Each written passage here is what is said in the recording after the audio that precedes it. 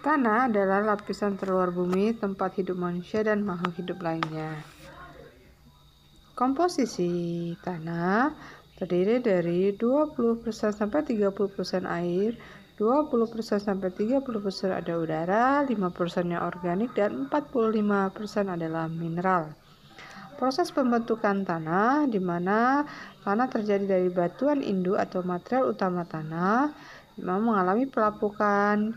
Proses perubahan batuan material tanah yang dekat dengan permukaan bumi, baik itu perubahan secara kimia, fisika, dan biologi, di mana pemindahan bahan organik dan mineral dari atas bahan tanah dari atas ke bawah. Pembentukan struktur, di mana penyusun partikel-partikel primer menjadi bahan-bahan mineral yang disebut dengan agregat, dan pembentukan horizon tanah.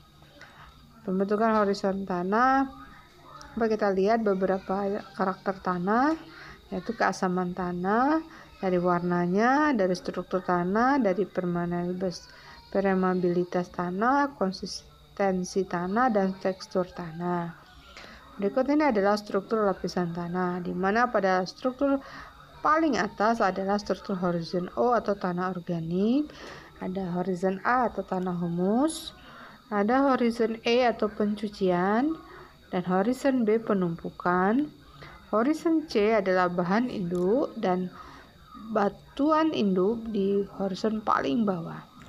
Persebaran jenis tanah di Indonesia yaitu tanah vulkanis, tanah laterit, tanah aluvial, gambut, dan kapur, di mana tanah vulkanis berasal di daerah Gunung Api, Sumatera, dan Bali, laterit di daerah Kalimantan, Lampung, Jawa Barat, dan Jawa Timur, tanah aluvial Sumatera bagian timur, Kalimantan Selatan, dan Papua, tanah gambut di pesisir Sumatera, Kalimantan, dan Papua, tanah kapur di daerah Jawa Tengah dan Yogyakarta. Itu adalah persebaran tanah. Ini adalah peta persebaran jenis tanah di dunia. Ya, dapat kita lihat dari berbagai jenis warna yang perbedaan warna pada peta berikut ini. Lahan potensial yaitu lahan yang sebagian daratan yang menyediakan habitat biologi tumbuhan dan hewan. Lahan sebagai media untuk menyerap dan memantulkan sinar matahari. Lahan sebagai penyedia sarana fisik untuk tempat tinggal manusia dan aktivitas manusia. Pada lahan-lahan potensial, lahan kritis adalah lahan yang telah mengalami penurunan kesuburan baik secara fisik, kimia, dan biologi.